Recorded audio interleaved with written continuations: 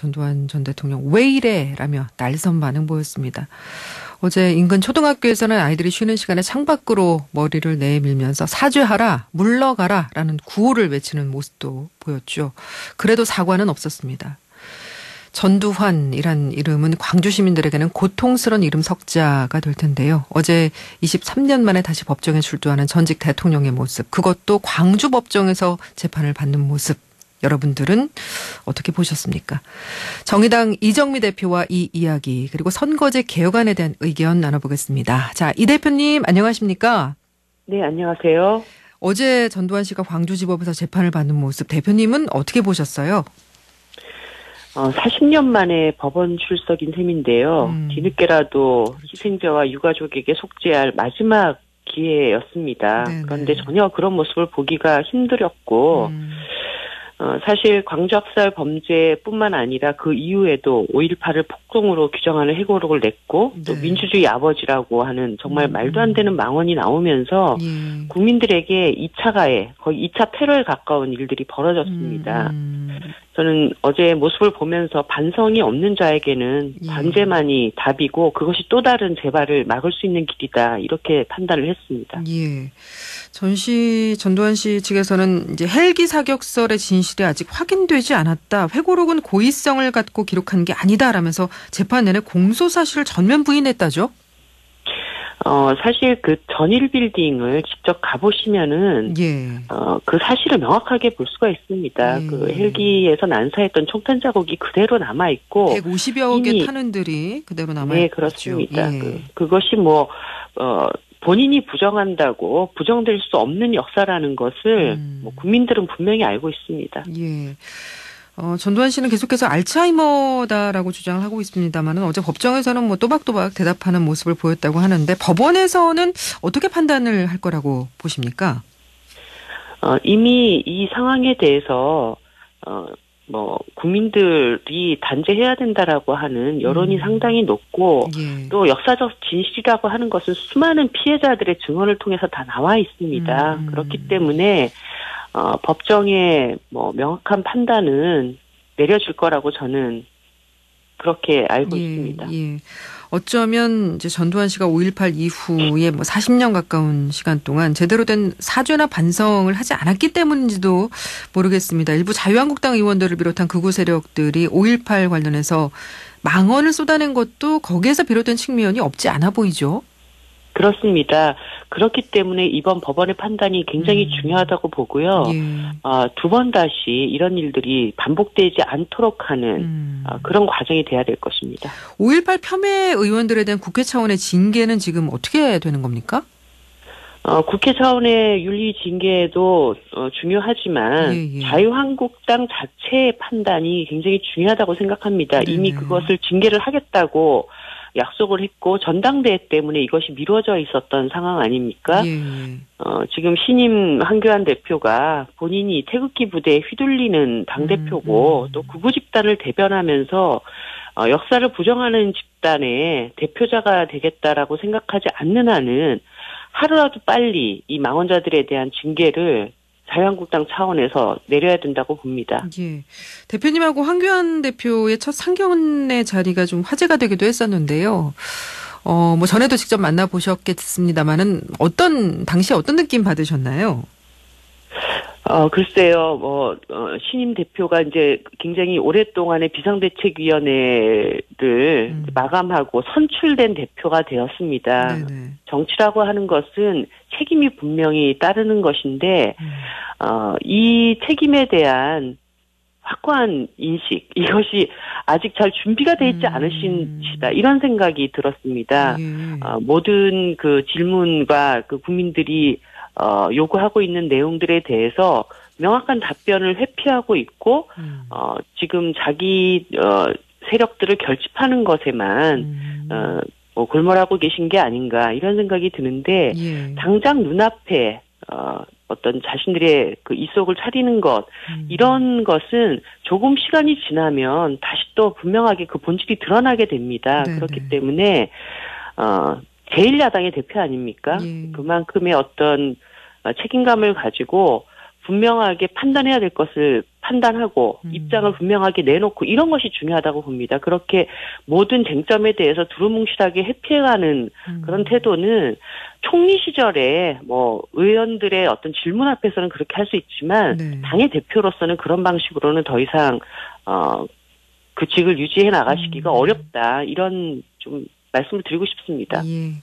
자, 선거제 개혁안 이야기로 넘어가서요. 여야의 비례대표제 확대 논의에 한국당이 이거 폐지하자 맞불을 놓았습니다. 비례대표제를 아예 없애고 국회의원 정수를 10% 감축하자는 내용인데 이 내용 어떻게 보십니까? 어제 나경원 대표의 그 발언은 네. 일단은 헌법과 상식에 반하는 결정과 내용입니다. 헌법 41조 3항에 비례대표제에 대한 헌법 사항이 분명히 명시가 되어 있습니다. 그리고 2004년도 그 17대 국회가 진행되기 바로 직전에 그 1인 2표제가 도입이 되면서 헌법재판소도 표의 등가성과 비례성을 높이라고 주문을 내린 바가 있습니다. 비례대표제 완전 폐지는 이것을 정면으로 거스르는 결정이고요. 두 번째로는 그 작년이죠. 작년 12월 15일 날 나경원 원내대표도 분명히 자기 손으로 사인을 한 5당 합의가 있습니다. 이것을 완전히 걷어차는 결정을 한 것입니다. 그 당시에 연동형 비례대표제 도입을 위한 구체적인 방안을 적극 검토한다라고 이렇게 되어 있었던 것인데 본인이 국민들 앞에서 한 약속을 스스로 부정하는 것은 자유한국당이 거짓말 정당이다라고 하는 것을 시인하게 되는 그런 꼴이 되는 것입니다. 네네. 근데 자유한국당에서는 연동형 비례대표제는 위헌적인 요소가 다분하다라는 또 그런 주장으로 맞서고 있는데 연동형 비례대표제는 독일하고 뉴질랜드에서만 채택을 하고 있고 이 두 나라는 의원 내각제 국가다. 그러니까 제왕적 대통령제 하에서 연동형 비례대표제는 안 맞는다. 내각제 개헌이 필요하다. 이런 입장에 대해서는 어떻게 생각하십니까? 내각제 하에서만 연동형 비례대표제를 할 수 있다라고 하는 어떤 불문율 같은 어떤 규정이 있는 것이 아닙니다. 각 나라의 정치 상황에 따라서 제도를 합리적으로 선택할 수 있는 것입니다. 우리나라가 대통령 제도이기는 하지만 이 양당 제도 하에서 사실 집권을 하지 못한 정당, 야당의 경우에는 5년 내내 대통령과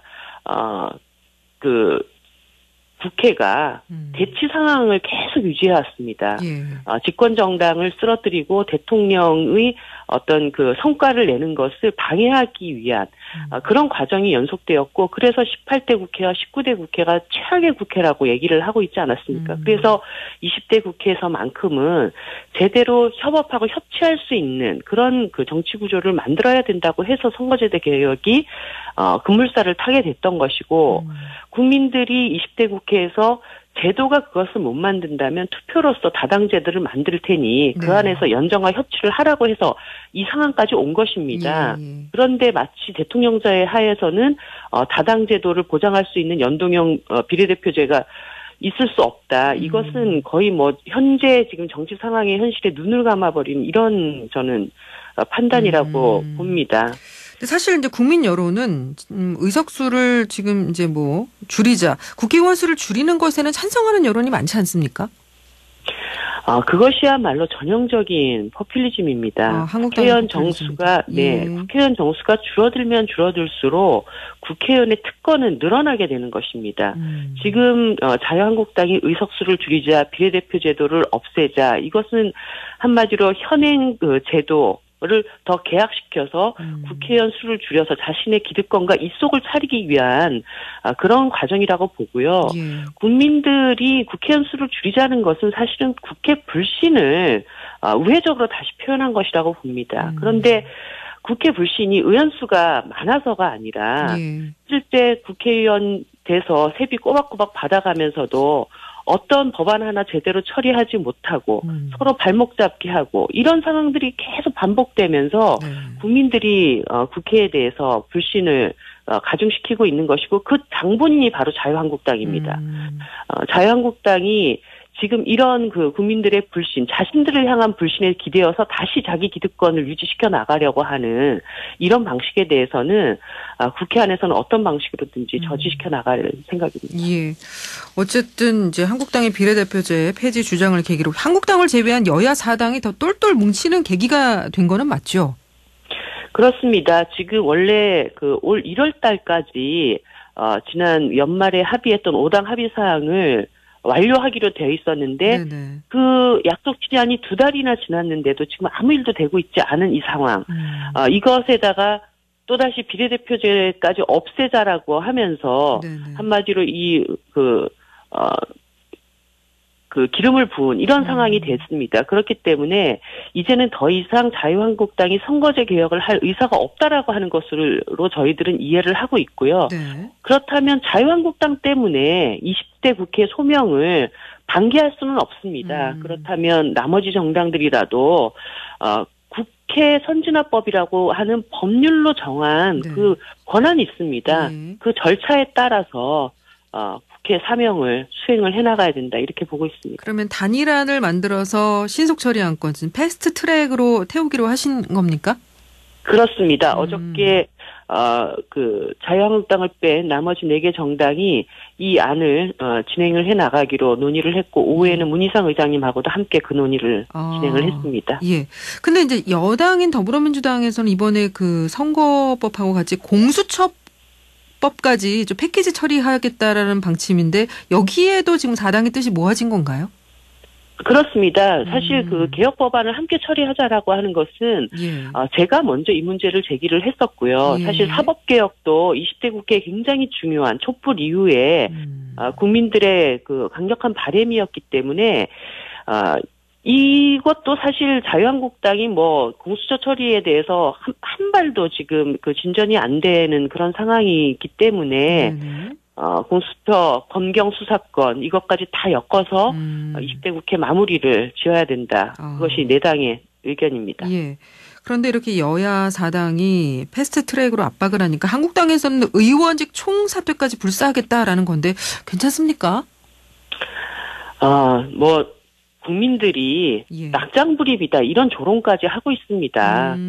자신들이 해야 할 일을 하지 않으면서 자유한국당의 뜻대로 되지 않으면은 의원직 총사퇴다 이렇게 국민들을 겁박하는 태도에 대해서 놀라는 국민들은 없을 거라고 봅니다. 예. 그 선거제 개혁안을 신속 처리한 건 패스트트랙으로 지정을 해도 330일 후, 그러니까 내년 2월에나 이제 상정이 되는 건데 너무 늦어지는 거 아닌가요? 그래서 3월 15일이 마지노선이라고 보는 것입니다. 예. 그렇게 해도 내년 2월 15일이 이제 최종 결정이 되게 되고, 그렇죠. 거기에 따라서 선거가 진행될 수 있도록 하는, 그래서 더 이상 그 일을 늦출 수 없다라고 하는 것이 4당의 뜻입니다. 그러니까 내년 2월에 상정이 돼도 일단은 총선에는 적용이 가능하니까 괜찮다라는 말씀이시군요. 예, 네, 굉장히 촉박하기는 하지만 그때가 마지노선이라고 보고 움직이는 것입니다. 예. 끝으로 4.3 재보궐선거 얘기도 좀 해봤으면 합니다. 특히 이번 이제 고 노회찬 의원의 지역구가 이번 보궐선거에 포함되는 만큼 정의당에게는 이번 선거에 여러 가지 의미들이 담겨 있죠. 네, 그렇습니다. 노회찬의 정신을 우리가 창원에서 다시 지켜야 한다라고 하는 정의당의 의미도 있지만 20대 국회에서도 굉장히 중요한 의미를 갖는 선거라고 봅니다. 5.18 망원정당 그리고 국민들에게 이렇게 계속 괴롭힘만 주는 그런 자유한국당 한석을 더 만들어낼 것이냐 아니면 정의당이 개혁의 동력을 다시 회복할 수 있는 그런 결과를 만들어낼 것이냐 이런 굉장히 중요한 선거이기 때문에 정의당으로서는 사활을 걸고 지금 이 선거에 임하고 있습니다. 이 창원 성산구 민주당 후보하고 단일화하느냐가 관심사인데 지금 어떻게 되고 있습니까? 어저께 정의당과 민주당 간에 전격적인 합의가 좀 이루어져서요. 그래요? 단일화 논의가 이제 시작이 되었습니다. 정의당의 여영국 후보하고 민주당의 권민호 후보 중에 어느 쪽에서 양보를 해야 된다고 보십니까? 이것은 양보가 아니라 창원 시민들의 뜻을 저희들이 물어서 적합한 후보 예. 1대1 구도를 만들어서 자유한국당을 이길 수 있는 적합한 구도를 만들어내는 과정이 될 것이고요. 이미 여러 여론조사를 통해서 창원 시민들은 여영국으로 자유한국당을 이기라고 하는 그런 주문들이 나오고 있습니다. 예. 그런 결과를 저희들이 잘 만들어서 정의당이 창원 성산의 승리를 반드시 창원 시민들에게 안겨드리겠습니다. 이 대표님이 지난달부터 지금 직접 창원에 내려가셔서 여 후보 돕고 계신 거죠? 네, 제가 뭐 한 달 전부터 거기에 거주하면서 서울로 출퇴근하고 있습니다. 예, 공을 많이 들이고 계시네요. 현장의 민심 분위기는 어떤 것 같으세요? 제가 서울에서 보는 것보다 현장의 바닥 민심은 훨씬 더 좋습니다. 그리고 반드시 여영국으로 자유한국당을 넘어서 달라. 그리고 홍준표 도지사 시절에 여영국 후보가 홍준표 도지사의 폭정에 당당히 맞섰던 그런 그 경험들에 대해서도 높게 평가를 하고 계시고 시민들의 삶을 지킬 수 있는 후보다. 이런 여론들이 있기 때문에 지금 뭐 이 박빙 구도가 있지만 또 단일화가 잘 진행이 된다면 충분히 이길 수 있는 그런 상황들을 정의당이 만들어낼 수 있다고 봅니다. 알겠습니다. 여기까지 말씀 듣겠습니다. 고맙습니다. 네, 감사합니다. 네, 지금까지 이정미 정의당 대표와 이야기 나눴습니다.